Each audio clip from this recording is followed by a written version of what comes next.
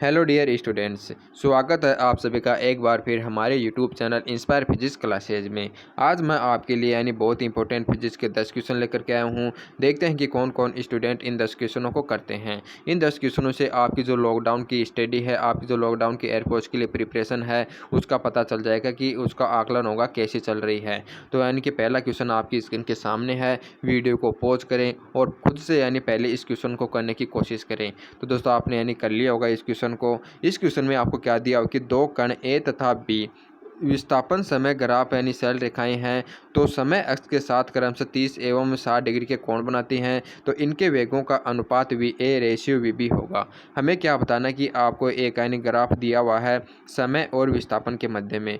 पहला graph 30 degree का दिया हुआ है समय के साथ, और दूसरा जो ग्राफ है वो समय जो अक्ष है उसके साथ 60 डिग्री का कोण बना रहा है। आपको बताना है कि इनके वेगों का अनुपात कितना होगा। आपको पता होना चाहिए कि जो हमारा विस्थापन समय ग्राफ होता है उसकी जो ढाल होती है tan थीटा, वो हमारी किसको प्रदर्शित करती है, वो हमारी वेलोसिटी को प्रदर्शित करती है। या अपन इसको इस प्रकार भी ले सकते हैं कि दोस्तों यहाँ पर जो हमारा y अक्ष ये हमारा विस्थापन है और ये हमारा क्या है, समय है। तो इस ट्रिएंगल में अपन देखते हैं कि जो हमारा लंब बटे आधार हो जाएगा s अपॉन में t होगा, और अपन जानते हैं कि विस्थापन बटे समय हमारे क्या होती है, वेलोसिटी होती है। तो याद रखना, समय जो विस्थापन है हमारा जो ग्राफ होता है उसके अंदर जो tan थीटा जो इसकी स्लोप होती है वो हमारी वेलोसिटी को प्रदर्शित करती है। तो यहाँ से यदि हमें वेलोसिटी का अनुपात हमें निकालना है वी ए अपॉन में वी बी, तो हमारा कितना हो जाएगा, tan थीटा ए अपॉन में tan थीटा बी हो जाएगा। यहाँ पर हमें थीटा ए का मान कितना दिया हुआ है, 30 डिग्री दिया हुआ है। तो अपन जानते हैं कि tan 30 का मान होता है हमारा 1 अपॉन में √3, और हमारा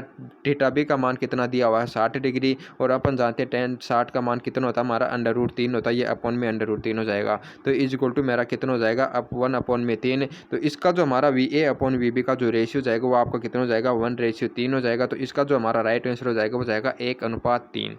अब चलते हैं हमारे नेक्स्ट क्वेश्चन पर। दोस्तों यदि आपकी देखते हैं कि कौन कौन बच्चे कितना स्कोर कर पाते हैं, तो इन 10 क्वेश्चनों को करने के बाद आप कितना स्कोर कर पाते हैं आप कमेंट करके ज़रूर बताना। अब आपका जो सेकंड क्वेश्चन है वो आपकी स्क्रीन पर है। इसमें आपको क्या पूछा गया है कि पृथ्वी के केंद्र पर वस्तु का भार होता है 0, अनंत, पृथ्वी की सतह पर भार के तुल्य या उपरोक्त में से कोई नहीं। तो बताइए इसका राइट आंसर क्या होगा, इनके नोट कर लीजिए, फिर कमेंट करके हमें बताना कि कितना स्कोर कर पाते हैं। तो दोस्तों आपने इसका राइट आंसर चूज कर लिया होगा। जिस बच्चे ने इसका right answer option number A चुना है 0, वो बिल्कुल सही है, क्योंकि दोस्तों हमारा जो पृथ्वी का जो केंद्र होता है वहाँ पर जो हमारी ग्रेविटी का मान होता है, दोस्तों याद रखना 0 होता है, जी का मान 0 होता है। तो पृथ्वी के केंद्र पर जो हमारा वस्तु का भार हो जाएगा हमारा कितना होता है, mg होता है। तो यदि जी का मान 0 है तो वहाँ पर हमारा जो भार हो जाएगा, वेट हो जाएगा, वो भी कितना हो जाएगा, 0 हो जाएगा। तो इसका राइट हो जाएगा ऑप्शन नंबर ए 0। अब आपके लिए थर्ड क्वेश्चन में हमें क्या पूछा गया है कि एक इलेक्ट्रॉन अनुप्रस्थ चुंबकीय क्षेत्र बी में v चाल से r त्रिज्या के वर्ताकार पथ पर गति कर रहा है, तो इसके लिए E/m होगा। इसके अंदर आपको क्या बताना है कि आपके पास कोई हमारा चुंबकीय क्षेत्र है इस प्रकार से, इसके लंबवत इसमें v वेलोसिटी से कोई इलेक्ट्रॉन प्रवेश करता है और वह v वेलोसिटी से इसके अंदर r त्रिज्या के पथ पर गति कर रहा है। तो आपको बताना है कि E/m का मान होगा। आपको पता होना चाहिए कि यदि हमारा कोई कि एक आवेशित कण है वो r त्रिज्या के पथ पर गति कर रहा है, तो उसके लिए जो हमारा फॉर्मूला होता है वो mv/qv होता है।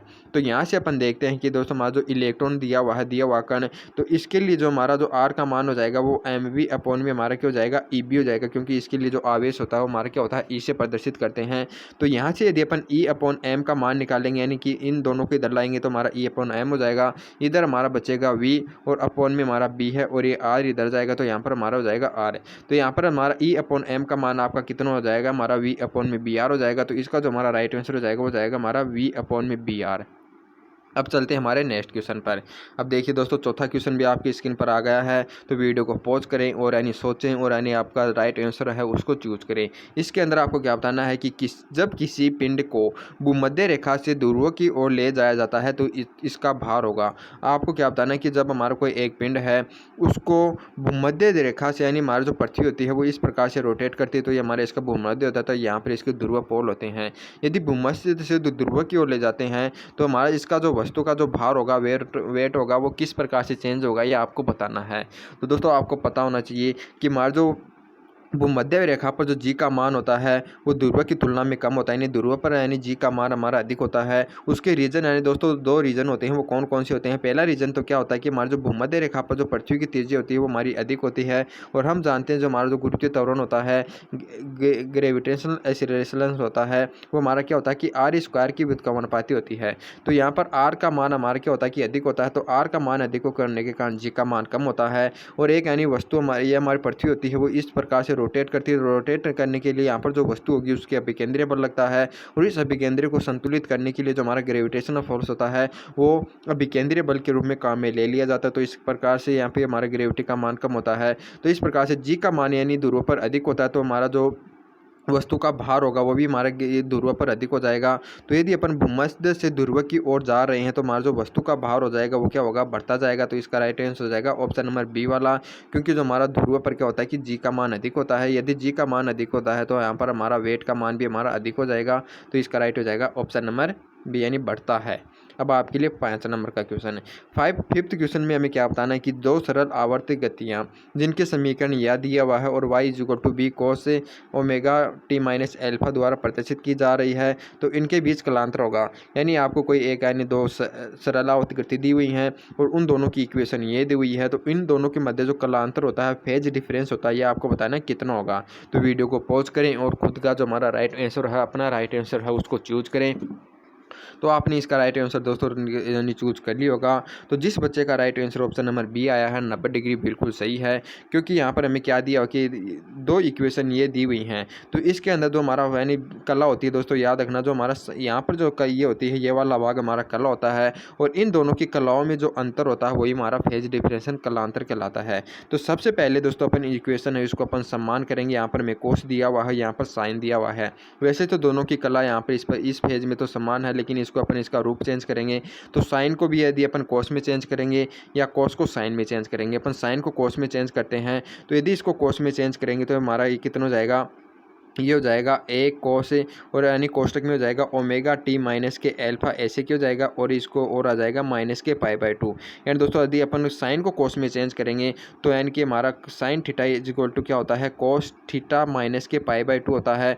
तो यहाँ से अपन देखते हैं कि साइन एवं कोस के अंदर जो हमारा फेज डिफरेंस होता है वो हमारा कितना होता है, π/2 होता है।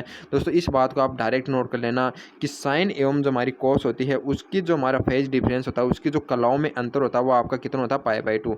यहाँ पर हमारा आता है ओमेगा, यानी दोस्तों इस इक्वेशन में तो कितना दिया हुआ, ओमेगा टी माइनस एल्फा, और इसको कोस में चेंज करने के बाद हमारा कितना हुआ है, omega T minus alpha minus π/2, यानी यहाँ पर π/2 एक्स्ट्रा है। इसके हमारा इन दोनों का यदि अपन अंतर करेंगे तो हमारा π/2 निकल कर आएगा। तो इसका राइट हो जाएगा ऑप्शन नंबर सी यानी 90 डिग्री।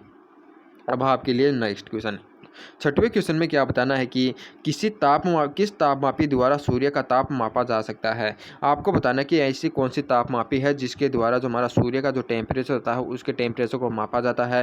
तो याद रखना इसका राइट हो जाएगा ऑप्शन नंबर सी वाला यानी पायरोमीटर। दोस्तों उच्चतम ताप यानी लगभग यानी कि हमारा 8000 डिग्री सेल्सियस का जो टेम्परेचर होता है वह ज्ञात करने के लिए हमारा पायरोमीटर काम में लिया जाता है। तो यानी कि इतने अधिक टेम्परेचर को यही हमारा माप सकता है। तो सूर्य का ताप यानी बहुत अधिक होता है, तो इसके लिए इसके ताप को यानी मापने के लिए पायरोमीटर का काम यूज में लिया जाता है। तो इसका राइट हो जाएगा ऑप्शन नंबर सी यानी पायरोमीटर। अब आपका 7वां क्वेश्चन है। 7वां क्वेश्चन में क्या दिया हुआ है कि किसी पदार्थ का ताप 27 डिग्री सेल्सियस से बढ़ जाता है तो केल्विन स्केल पर यानी वृद्धि होगी। हमें क्या बताना है कि हमारा कोई एक यानी ताप है, उसका यदि सेल्सियस डिग्री इस यानी हमारा जो पैमाना है उसके अंदर यानी 27 डिग्री सेल्सियस से बढ़ रहा है, तो केल्विन स्केल होता है उसके अंदर आपको बताना है इसका टेम्परेचर कितना होगा। तो सबसे पहले तो आप यानी डायरेक्ट याद रखना कि जो हमारा सेल्सियस एवं जो केल्विन में जो यानी चेंज होता है, तापांतर होता है, वो हमारा बिल्कुल यानी समान होता है। यदि आप इसको निकालना चाहो तो इसको कैसे निकालते हैं दोस्तों, यदि हमारा कोई यानी C1 है यानी C2 है माइनस C1 और इसका अंतर कितना होता है यानी 100 होता है, यानी 200 सेल्सियस पैमाने के अंदर क्वथनांक एवं जो हमारा हिमांक बिंदु होता है उसका अंतर होता है 100। इसी प्रकार से इसका जो संबंध होता है अपन केल्विन के निकलते हैं तो ये हमारा जाएगा K2 माइनस के K1 और अपॉन में 100, क्योंकि इसके अंदर भी हमारा इसका जो अंतर होता है वो 100 होता है। और यदि अपन दोस्तों फ़ारेनहाइट के अंदर देखें तो फ़ारेनहाइट के अंदर क्या होता है कि हमारा F2 माइनस F1 अपॉन में 180 होता है, क्योंकि इसके अंदर क्वथनांक एवं हिमांक का जो मध्य अंतर होता है वो कितना होता है 180।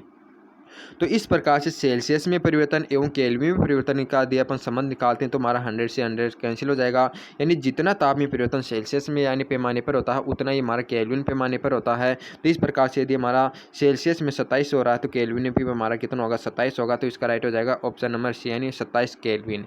अब आपका 8 नंबर का क्वेश्चन है। 8 नंबर के क्वेश्चन में हमें क्या बताना है कि एक आवेशित कण एक चुंबकीय क्षेत्र H में इस प्रकार प्रवेशित करता है कि कण का जो प्रारंभिक वेग है वो H में 45 डिग्री का कोण बनाता है, तो कण का पथ होगा। आपको क्या बताना है कि दोस्तों इस प्रकार से मान लेते हैं कि आपका यानी कोई चुंबकीय क्षेत्र है यानी बी यानी चुंबकीय क्षेत्र आपको H दिया हुआ है, तो इससे 45 डिग्री के कोण पर दोस्तों यानी कि कोई आवेशित कण है वो प्रवेशित कर रहा है। तो इसके अंदर प्रवेश करने के बाद में आपको बताना है कि यानी 45 डिग्री कोण पर प्रवेश कर गया, तो आपको क्या बताना है कि ये जो इसका जो पथ होगा इसके अंदर जाने के बाद एक सरल रेखा में होगा, वर्त में होगा, दीर्घवृत्त में होगा, कुंडली यानी एक हेलिक्स में होगा। दोस्तों ये यानी बताइए इसका आपके अनुसार राइट आंसर क्या होगा।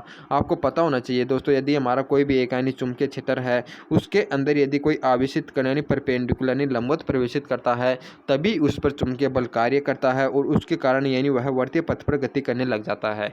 यदि वह इसके यानी चुंबकीय क्षेत्र के समांतर प्रवेश करता है उस पर कोई भी बल कार्य नहीं करेगा और वह उसी यानी वेलोसिटी से गति करता है। यहाँ पर अपन देखते हैं कि दोस्तों इसकी वेलोसिटी के दो घटक होंगे, एक तो ये वाला घटक और एक ये वाला घटक है। तो दोस्तों इसका जो ये लंबवत घटक होगा ये हमारा चुंबकीय क्षेत्र के लंबवत है, तो इस घटक के कारण तो क्या होगा कि यह हमारा वर्तीय पथ पर गति करने लग जाएगा। लेकिन जो हमारा इसके जो यानी डायरेक्शन में जो वेलोसिटी का घटक है वो हमारा बिल्कुल भी चेंज नहीं होगा, यानी कि उसकी वह चुंबकीय क्षेत्र के द्वारा प्रभावित नहीं होता क्योंकि वह उसी की सेम डायरेक्शन में जाएगा। तो इसके कारण दोस्तों हमारा जो कण होगा वो यानी क्षैतिज दिशा में गति करेगा, यानी वर्तीय गति करेगा और क्षैतिज दिशा में भी ये कण जाता जाएगा, यानी एक हमारी कुंडलिनुमा गति करेगा। तो इसका जो पथ होगा हमारा हेलिक्स होगा, एक कुंडलिनी होगा। तो इसका राइट हो जाएगा हमारा एक कुंडली यानी हेलिक्स। अब आपके लिए 9th क्वेश्चन है। 9th क्वेश्चन में हमें क्या बताना है कि एक कण माध्य स्थिति से सरल आवर्त गति प्रारंभ करता है जिसका आयाम a तथा आवर्तकाल t है। किसी एक समय इसकी गति अधिकतम गति की आधी होती है तो कण का विस्थापन y होगा। आपको क्या बताना है कि हमारा जो एक कण है वो माध्यम स्थिति से यानी सरल आवर्त गति करता है, यानी माध्यम स्थिति से इस प्रकार से सरल आवर्त गति करने लग जाता है। तो आपको क्या बताना है कि इसकी जो वेलोसिटी है वो मैक्सिमम वेलोसिटी की आधी है, यानी कि हमारी जो वेलोसिटी है वो भी मैक्सिमम की क्या है, हाफ है। तो आपको बताना कि इस समय इसका जो विस्थापन होगा वो कितना होगा। सबसे पहले दोस्तों आपको जो वेलोसिटी का जो फॉर्मूला है वो आपको पता होना चाहिए। इसका जो फॉर्मूला होता है वो हमारा होता है ओमेगा और अंडर रूट में ए स्क्वायर माइनस के एक्स स्क्वायर होता है। यहाँ पर हमें क्या दिया कि वी का मान होता है वो वी मैक्सिमम का हाफ है और वी मैक्सिमम का दोस्तों जो फॉर्मूला होता है वो याद रखना हमारा ओमेगा ए होता है।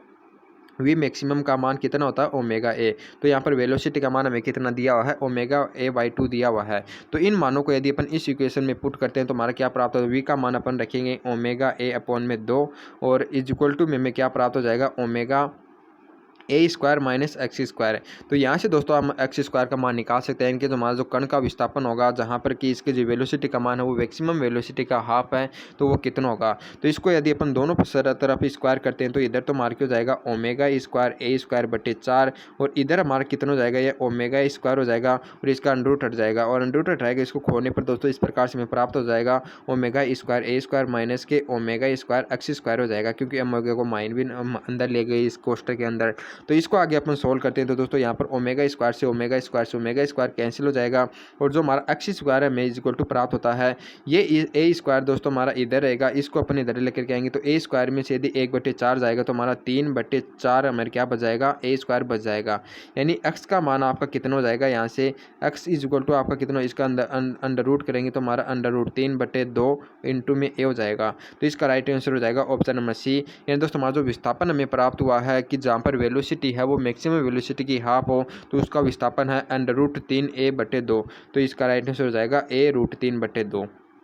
अब आपका अंतिम क्वेश्चन है दोस्तों, इस क्वेश्चन को यानी लगाइए और इस यानी आपने कितना स्कोर किया है कि आप यानी कमेंट करके ज़रूर बताना। ये बार बार कह रहा हूँ जिसके दोस्तों आपकी जो प्रिपरेशन का है वो आपका आंकलन हो जाएगा और आपको जो कमेंट देखेंगे आप अन्य कमेंट तो उसमें आप यानी पता लगा सकते हैं कि आपकी प्रिपरेशन कितने बच्चों से अधिक है, कितने बच्चों से कम है, आप यानी किस लेवल पर हैं। अब हमारा जो 10th क्वेश्चन है इसमें क्या है कि एक गतिशील पिंड का त्वरण ज्ञात किया जा सकता है। आपको क्या बताना कि आपको यानी 2 ग्राफ दी हुई हैं, एक तो वेलोसिटी एवं समय के ग्राफ है और दूसरी है कि आपका विस्थापन एवं समय के ग्राफ है। आपको बताने की जो हमारा त्वरण होता है वो किसके द्वारा ज्ञात किया सकता है, तो हमें एक्सीलरेशन का फॉर्मूला अपन जानते हैं कि v/mt होता है। तो इसकी दोस्तों हमारी जो स्लोप हो जाएगी tan थीटा यानी कि हमारा v है, तो यानी जो tan theta is equal to हमारा v/mt हो जाएगा। तो यानी कि वेलोसिटी एवं जो हमारी समय की जो ग्राफ होती है उसकी जो ढाल होती है, स्लोप होती है, उसी के द्वारा अपन वेलोसिटी का यानी जो हमारा एक्सीलरेशन होता है उसका मान ज्ञात कर सकते हैं। तो इसका जो हमारा राइट आंसर हो जाएगा वो जाएगा वेग समय ग्राफ की ढाल से। यानी किसी पिंड का जो त्वरण होता है वो किससे ज्ञात किया जाता है, वेग समय ग्राफ की ढाल से ज्ञात किया जाता है। तो इस प्रकार से दोस्तों हमारा जो 10th क्वेश्चन है वो समान यानी कंप्लीट हो गए हैं। इन 10th क्वेश्चनों में आपने कितना स्कोर किया है आप कमेंट करके जरूर बताएगा। यदि सभी बच्चे कमेंट करेंगे तो आप अन्य बच्चों को कमेंट देखेंगे तो आप यानी अनुमान लगा सकते हैं कि आप कितने बच्चों से ऊपर है, कितने बच्चों के बराबर है, आपको कितनी और प्रिपरेशन की ज़रूरत है। और हमारे दोस्तों हमने एक नई सीरीज स्टार्ट कर दी है चैप्टर वाइज टॉप 50 MCQ, जिसका पहला पार्ट हमारा जो मैग्नेटिक इफेक्ट ऑफ करंट का वो आ गया, उसका सेकंड पार्ट आपको सुबह 7 बजे मिल जाएगा। जय हिंद, जय भारत।